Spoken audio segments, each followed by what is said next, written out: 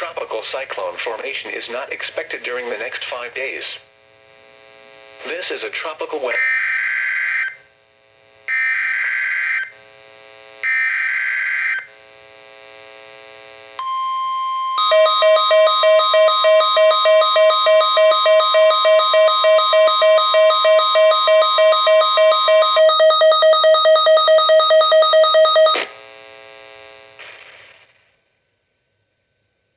This is NOAA Weather Radio, the 24-hour voice of your National Weather Service.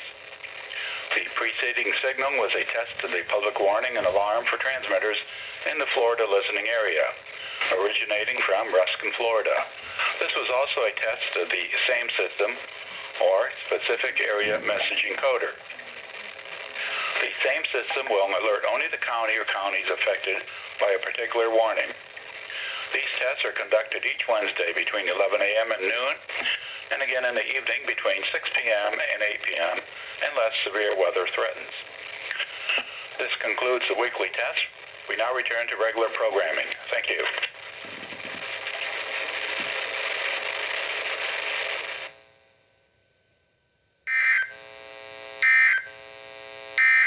Your coastal waters forecast.